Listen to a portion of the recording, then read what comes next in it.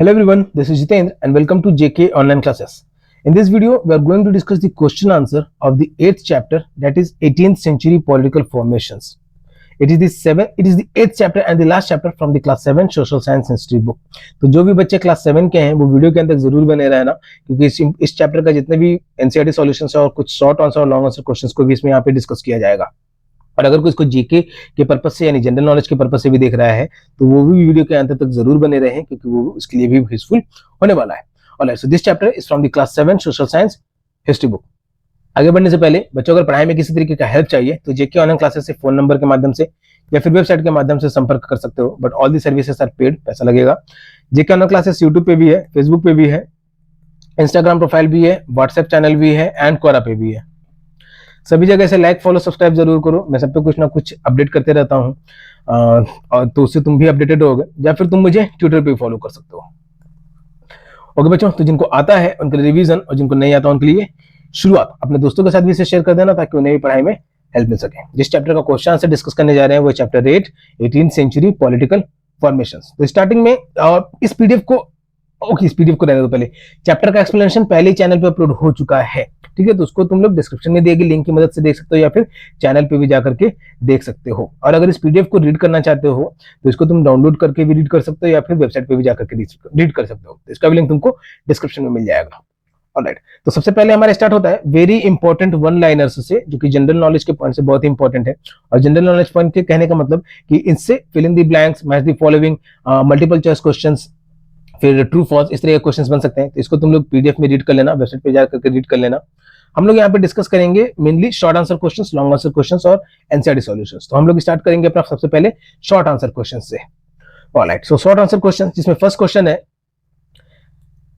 When did Nadir Shah attack Delhi and what did he take? Nadir Shah ने दिल्ली पे कब हमला किया और वो यहां से क्या लेके गया? तो इसका आंसर है Nadir Shah attacked Delhi in 1739। Nadir Shah ने दिल्ली पे हमला किया था 1739 में and took away immense wealth, और अपने साथ बहुत भरपूर मात्रा में धन दौलत को लेके चला गया, including the peacock throne and Kohinoor diamond. ठीक है, तो ऐसा माना जाता है कि वो पीकॉक थ्रोन भी लेके चला गया था और कोहिनूर डायमंड भी लेके चला गया था।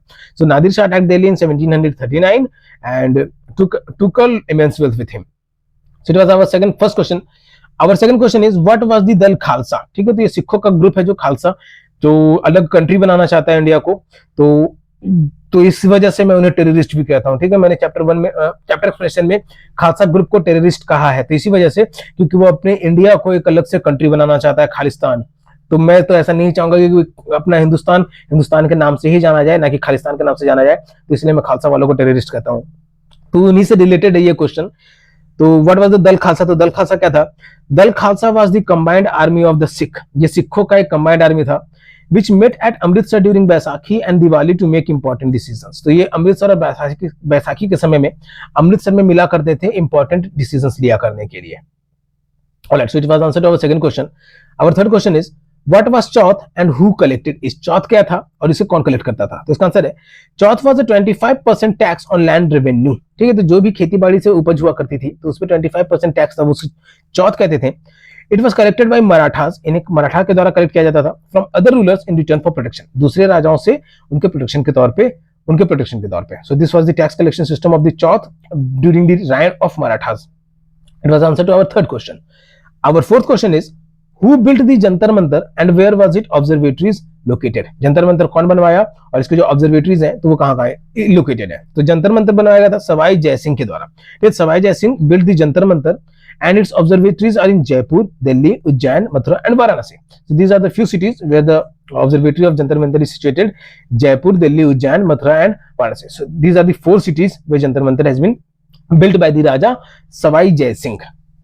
So it was answer to our fourth question. Our fifth question is what was the Lohagarh fort and who built it? Lohagarh fort क्या था और इसको कौन बनवाया? तो इसका आंसर है Lohagarh fort was a strong fort built in Bharatpur by the Jat ruler Surajmal. Lohagarh fort जो है एक बहुत ही मजबूत किला है जिसे जाट रूलर के द्वारा बनाया गया भरतपुर में, और उस रूलर का नाम था Surajmal. Alright, so these were the short answer questions discussed here. Now we are moving to long answer questions. अब हम लोग long answer questions की ओर आ रहे हैं, जिसमें फर्स्ट क्वेश्चन है how did the Mughal empire decline in the 18th century? Mughal empire जो है वो 18th सेंचुरी में डिक्लाइन कैसे कर गया, खत्म कैसे हो गया? तो इसका आंसर है आफ्टर औरंगजेब्स डेथ इन 1707 1707 में औरंगजेब के मरने के बाद the Mughal empire weakened due to wars, Mughal empire जो है वो कमजोर हो गया युद्ध के कारण, वीक रूलर्स, कमजोर शासकों के कारण, एंड इकोनॉमिक प्रॉब्लम्स, और बहुत सारे टैक्स कलेक्शन तो हो रहा था लेकिन राजा तक नहीं पहुंच पा रहा था, तो इस तरीके से आर्थिक परेशानियों का सामने की वजह से तो मुगल एम्पायर जो वो कमजोर पड़ गए थे। Governors and nobles started ruling independently, तो अब जिन मनसबदार्स को और गवर्नर्स को हायर किया गया था मुगल एम्पायर्स के द्वारा, अब वो इंडिपेंडेंटली रूल करने लग गए थे, स्वतंत्र रूप से अपने साम्राज्य स्थापित कर लिया था उन लोगों ने अपने प्रोविंसेस पे। एंड पीजेंट रिवोल्ट्स इंक्रीज्ड, और किसान भी आंदोलन करने लग गए थे।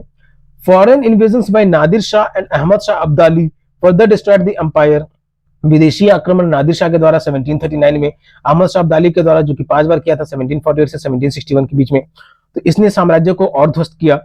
By 1765, the British took advantage of this decline and started expanding their rule. ठीक है, तो 1765 आते आते अंग्रेज जो थे, ब्रिटिशर्स जो थे, इंग्लिश ईस्ट इंडिया कंपनी जो थी, उसने इन सब चीजों का फायदा उठाया और अपने साम्राज्य को फैलाने लग गए थे। So it was answer to our first question, how Mughal Empire declined in the 18th century. Our second question is, how were the Sikhs organized in the 18th century? ठीक है, तो सिक्स जो थे तो उन लोगों ने अपने आप को कैसे ऑर्गेनाइज करके रखा हुआ था 18th सेंचुरी में? तो इसका आंसर है, the Sikhs formed जत्था, small groups, and later become misls, larger groups. तो सिख जो थे उन लोगों ने पहले जत्था बनाया, छोटे छोटे झुंड बनाए, अब बाद में मिसल बनाया, एक बड़ा सा झुंड बनाया। दे कंबाइंड आर्मी, दल खालसा, उन लोगों ने अपनी सेना बनाई जिसे दल खालसा कहा जाता था। Met in Amritsar to make decisions, जो कि अमृतसर में मिला करते थे दिवाली और बैसाखी के समय में बड़े बड़े निर्णय लेने के लिए। दे इंट्रोड्यूस्ड राखी, इन लोगों ने राखी का प्रथा का इस्तेमाल किया। A system where farmers paid taxes for protection, तो राखी सिस्टम जो था इसके अंदर क्या था कि किसानों को अपनी उनकी रक्षा के लिए टैक्स देना रहता था। The Sikhs declared independence in 1765 by issuing coins in the name of their guru.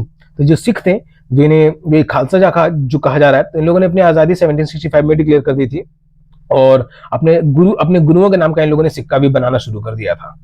So this was how Sikhs were organized in the 18th century. It was answer to our second question. Our third question is, how did the Marathas expand beyond the Deccan? जो मराठा थे तो वो डेक्कन के आगे कैसे फैले? तो the Peshwas led Maratha expansion after Shivaji's death, तो शिवाजी की मौत के बाद पेशवा जो थे वो मराठा का विस्तार के काम में फैल लग गए। दे टुक मालवा एंड गुजरात इन दी 1720, इन लोगों ने ईस्ट वेस्टर्न रीजन को, मालवा और गुजरात को 1720 में अपने कब्जे में लिया। एंड रेडेड दिल्ली इन 1737, बाद में दिल्ली पे आक्रमण किया 1737 में मराठाओं के द्वारा। Many rulers paid chauth to them, बहुत सारे ऐसे रूलर्स थे जिन पे मराठाओं का कब्जा हो गया था, तो वो लोग चौथ पे करते थे, as a form of tax pay करते थे इन रूलर्स को। Their empire spread across Rajasthan, Bengal and Punjab, तो इनका एम्पायर जो राजस्थान, बंगाल और पंजाब यानी ईस्ट तक जाकर फैल चुका था। But their defeat in the third battle of Panipat weakened them, लेकिन इनका जो थर्ड बैटल ऑफ पानीपत में जब मराठाओं का हार हो गया था 1761 में, इसकी वजह से मराठा जो वो कमजोर हो गए थे। सो this was how Maratha expanded their power beyond the Deccan. It was answered to our third question. Our fourth question is, who were the Jats and how did they gain power? Jat कौन थे और इनको ताकत कहां से मिली, इनकी शक्ति कहां से बढ़ गई? तो Jats originally farmers became rulers under Churaman and Surajmal, तो जाट जो ओरिजिनली किसान थे वो लोग शासक बन गए चूरामन और सूरजमल के अंडर में। They controlled Delhi and Agra and made Bharatpur their capital, इन लोगों ने दिल्ली पे कब्जा किया, आगरा पे कब्जा किया और भरतपुर को अपनी राजधानी बनाई। सूरजमल बिल्ट लोहागढ़ फोर्ट, सूरजमल ने लोहागढ़ किला बनाया, विच वॉज वेरी स्ट्रॉन्ग, जो कि बहुत मजबूत था। The Jats developed trade and powerful army, Jat जो थे इन लोगों ने व्यापार को बहुत बढ़ावा दिया, अपनी मजबूत सेना बनाई। Even hiring Maratha and Sikh troop, तो ये इतने मजबूत हो गए थे कि इन लोगों ने मराठा और सिख के सेना को भी अपने में हायर करने लग गए थे। So it was answer to our fourth question कि who were the Jats and how did they gain power. Our fifth question is, how did the British take advantage of the Mughal decline? तो मुगल का declination हो रहा था तो Britishers ने इसका फायदा कैसे उठाया? इसका आंसर है, as the Mughal Empire weakened, जैसे ही मुगल एम्पायर कमजोर होते गया, regional powers like the Rajput, Sikh, Maratha and Jats fought among themselves. तो जब मुगल एम्पायर डिक्लाइन होने लग गया तो जो रीजनल पावर्स थे, जैसे राजपूत हो गए, सिख हो गए, मराठा हो गए, जाट हो गए, ये सब आपस में भी लड़ने मरने लग गए। This created instability, making it easy for the British to expand. तो इसकी वजह से एक अस्थिरता उत्पन्न हो गई और ब्रिटिशर्स को मौका मिल गया अपना शासन फैलाने के लिए। By 1765, they had taken control of Eastern India using their military and trade strategies. तो 1765 तक में इन लोगों ने अपने पूरा आधिपत्य जमा लिया था ईस्टर्न इंडिया में, अपने मिलिट्री सेना का भी इस्तेमाल करके और व्यापार का भी इस्तेमाल करके। Alright, so this was how British took advantage of the Mughal decline, and it was the last question for our long answer questions. Now we are moving to NCERT solutions, जिसमें फर्स्ट है let's recall और first है state whether true और false. तो true false question है, जिसमें first question है Nadir Shah invaded Bengal, क्या नादिर शाह ने बंगाल पे आक्रमण किया? तो फॉल्स, ही इन्वेडेड दिल्ली। ठीक है, तो this statement is false, he invaded Delhi in 1739। Second question is Sawai Raja Jaisingh was the ruler of Indore, Sawai Raja Jaisingh जो था वो इंदौर का रूलर था, so it is false, he was the ruler of Jaipur, Sawai Raja Jaisingh जो था वो जयपुर का रूलर था। Our third question is Guru Govind Singh was the 10th Guru of the Sikhs, गुरु गोविंद सिंह जो था वो गुरुओं का 10वां गुरु था, so it is true। Our fourth question is Poona became the capital of the Marathas in the 18th century, तो पूना जो है वो मराठाओं का राजधानी बना 18th century में, तो it is the true statement। So this was the true and false। Our next question is from the let's discuss, जिसमें फर्स्ट क्वेश्चन है how were the Sikh organised in the 18th century, 18th century में सिख जो वो कैसे organise थे? तो Sikh were divided into small groups called jathas, जो हम लोगों ने डिस्कस किया यहाँ पे। Here it is how were the Sikh organised in the 18th century, वही सेम क्वेश्चन है यहाँ पे बच्चों, तो इसको वहां से तुम वीडियो को पॉज करके बैक में जाकर उसको रीड कर लेना। Our second question is why did the Marathas want to expand beyond the Deccan, why did the Marathas want to expand?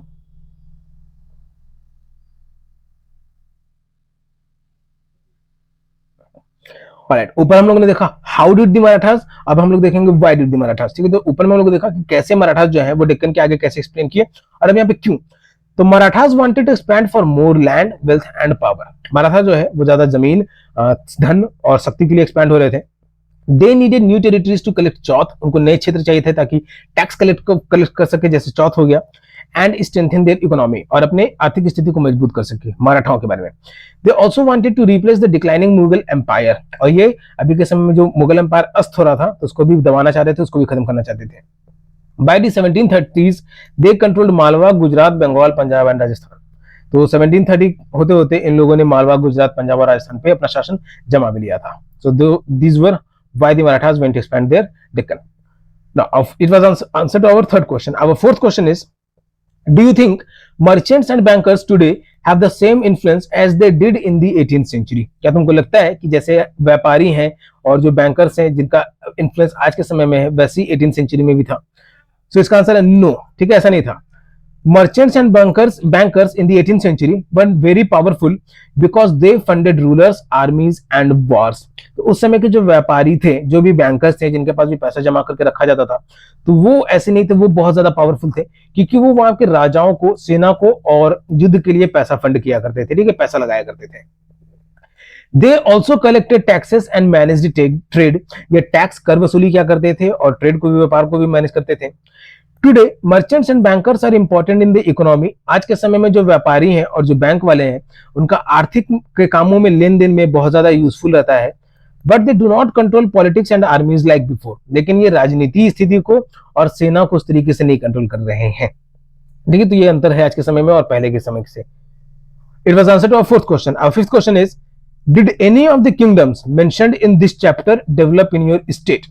ठीक है, तो जो भी किंगडम्स इस चैप्टर में मेंशन किए गए हैं, तो क्या कोई स्टेट बन चुका है, डेवलप हो चुका है जो हम लोगों ने इस चैप्टर में जाना है? If so how do you think life in the state would have been different in the 18th century compared to today? ठीक है, तो कैसे मानते हो कि 18वीं शताब्दी के समय में जो जिंदगी रही होगी तो वो आज के समय से कैसे अलग है? तो बच्चों, उस समय में ना सीसीटीवी कैमरा था, जैसे आज के समय में देख रहे हो मैच वैच का हाईलाइट एचडी में, ठीक है, घास का रंग भी एकदम घास की तरह दिख रहा है, तो चोरों को भी पकड़ लिया जाता है कि कोई चोर अगर ताक झाक कर रहा है, चोर अगर चुरा करके ले जा रहा है तो सीसीटीवी कैमरा में भी वो सब पकड़ा जाता है। पहले के समय में तो ऐसा था नहीं, तो जो भी लूट करके ले जाते थे तो पता नहीं चल पाता था कि कौन लूट के ले गया है, कौन चोर आया था, कौन चमार आया था, कुछ नहीं पता चल पाता था। तो अब के समय में ये सारी फैसिलिटीज हैं, लेकिन पहले के समय में ऐसा था नहीं। तो तुमको ऐसा क्या लगता है कि ये 18th सेंचुरी से कैसे कंपेयर, 18th सेंचुरी का समय में और आज के समय में क्या अंतर है? तो सबसे बड़ा अंतर तो यही है कि कैमरा प्रूफ नहीं है। ठीक है, उन लोगों ने पेंट किया है, टेक्स्ट लिखा है, कैमरा प्रूफ नहीं है। अब के समय में सीसीटीवी कैमरा लगा करके हम लोग देख सकते हैं, बहुत सारे एक्सीडेंट कैप्चर होते हैं। इंस्टाग्राम स्क्रॉल करते ही होगे तो तुम लोग देखते ही होगे अलग अलग तरीके की घटनाएं। ठीक है, तो उस समय में ऐसा था नहीं कि ज्यादा से ज्यादा जानकारी स्प्रेड हो सके लोगों तक। अभी के समय में क्या, इंटरनेट की मदद से जानकारी, सोर्स ऑफ इंफॉर्मेशन जो है वो ज्यादा लोगों तक पहुंचाई जा सकती है, लेकिन पहले ऐसा था नहीं। लोगों को ही एक जगह से दूसरी जगह जाना पड़ता था, चाहे वो नौकर को भेजा जाए या फिर राजा खुद जाए। तो ये काइंड ऑफ डिफरेंस है। अब हम लोग और जो जानेंगे यहाँ पे, yes Rajasthan was home to Rajput kingdoms like Jaipur and Jodhpur. तो कुछ समानताएं जो थी, तो राजस्थान के रूप में जो राजपूत किंगडम का कैपिटल था जैसे Jodhpur and Jaipur and Jodhpur. In the 18th century life was hard due to frequent wars. 18th century में जिंदगी बहुत ही कठिन थी क्योंकि फ्रीक्वेंट वार्स की वजह से लगातार युद्ध हुआ करते थे। ठीक है, तो पिस्ता कौन था? नीची जात वाले और गरीब लोग। नहीं, तो life was hard but for the लोग ट्राइबल पीपल या फिर जो लोग गरीब हुआ करते थे। ठीक है, नॉट एवरी नोबल और quotations were not the faced people. वो लोग ज्यादा तंग नहीं रहा करते थे, उन लोग कोई ना कोई तो फिर जागीर मिल ही जा रहा है, उनको कोई ना कोई वतन मिल ही जा रहा है जहां पे वो लोग कब्जा कर ले रहे हैं। People lived in forts and walled cities of protection. लोग जो है किला में रहा करते थे या फिर बड़े बड़े शहर में रहा करते थे जहां पे संरक्षण में लोग को रखा जाता था। Today Rajasthan is peaceful, modern and developed. आज का जो राजस्थान है वो बहुत ही पीसफुल है, मॉडर्न और डेवलप्ड है। सब जगह सीसीटीवी भी लगे होंगे बच्चों। ठीक है, ऑब्वियस सा बात है, सीसीटीवी लगे हुए होंगे, पहले की तरह नहीं रहा होगा। With tourism and industries replacing Wars, और वहां पे पर्यटन भी बढ़ रहा है, कारखाने भी बढ़ रहे हैं, युद्ध कम हो रहा है। तो this is the difference between today's Rajasthan and 18th century Rajasthan. Alright, so this was the discussion of NCERT solutions and end of the question answer discussion of the chapter 8। इस पीडीएफ को अगर तुम रीड भी करना चाहते हो, इस टेक्स्ट को अगर रीड भी करना चाहते हो, तो इसका लिंक तुमको डिस्क्रिप्शन में मिल जाएगा, जिसकी मदद से तुम इस पीडीएफ को डाउनलोड भी कर सकते हो, नहीं तो वेबसाइट पे भी जाकर के रीड कर सकते हो। और बच्चों, अगर पढ़ाई में किसी तरीके का हेल्प चाहिए तो जेके ऑनलाइन क्लासेस से फोन नंबर के माध्यम से या फिर वेबसाइट के माध्यम से संपर्क कर सकते हो, but all the services are paid. Apart from it, JK online classes YouTube पे भी है, फेसबुक पे भी है, इंस्टाग्राम प्रोफाइल भी है, व्हाट्सएप चैनल भी है एंड क्वारा पे भी है। मैं सब पे कुछ ना कुछ अपडेट करते रहता हूँ, सभी जगह लाइक फॉलो सब्सक्राइब जरूर करो ताकि लेटेस्ट अपडेट्स अपडेटेड हो, या फिर तुम मुझे ट्विटर पे भी फॉलो कर सकते हो। तो जिनको आता है उनके लिए रिवीजन और जिनको नहीं आता उनके लिए शुरुआत। वीडियो में यहाँ तक बने हुए हो तो वीडियो को लाइक जरूर करना, अपने दोस्तों के साथ भी शेयर करना ताकि उन्हें भी पढ़ाई में हेल्प मिल सके। तब तक के लिए keep subscribing, keep supporting, keep loving and keep learning. Thank you.